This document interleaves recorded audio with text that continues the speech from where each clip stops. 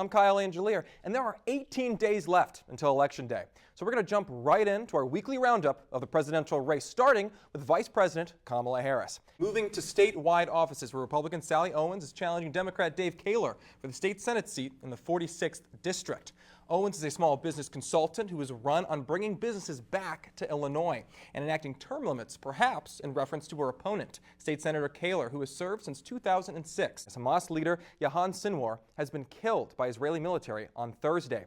Sinwar was an architect of the October 7th attacks of last year, and Israeli Prime Minister Benjamin Netanyahu, Vice President Harris, and Secretary of State Antony Blinken have said that they hope this will be the end of Hamas leadership. However, Iran leadership made a statement calling Sinwar a martyr and pledging that his vision for a liberated Palestine would be carried forward.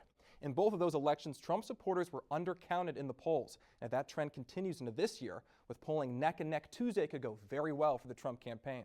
So let's dive into some swing states and key counties. First, our neighbor to the north, Wisconsin. That battle will play out in the suburbs here, in Dane and Milwaukee County. Down to the southwest, where Trump's play for Hispanic, Latino, and black voters may have the biggest effect. Before Madison Square Garden, Harris has been polling 13 points behind Trump with Hispanic voters, a devastating difference from Biden's 26-point lead. But in McLean, there's so much more on the ballot than the president. There are 7 county board races, 4 state house races, and the race for the 46th district of the state Senate. I sat down with Republican candidate Sally Owens, who challenges Dave Kaler for an interview. Let's take a look. And that majority is the result of a concerted effort by McLean Democrats, who since 2016 have been working on creating a strong party infrastructure in this area. They opened a permanent headquarters in downtown Bloomington with resources for anyone looking to run a campaign. They share mailing lists, share advisors, and plan events together, acting as a team.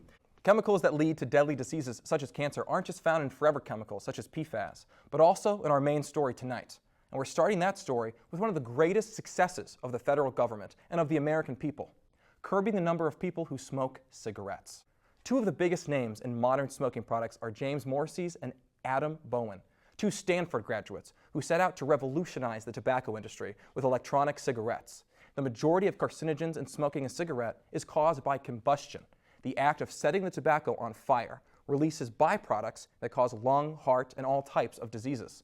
Morrissey's and Bowen set out to invent a device that would heat tobacco to a point where it could be smoked but not set on fire. This became the birth of vapes, or vaporizers, getting their name from the process of vaporizing tobacco and nicotine products instead of using combustion, which theoretically could be a safer alternate to smoking.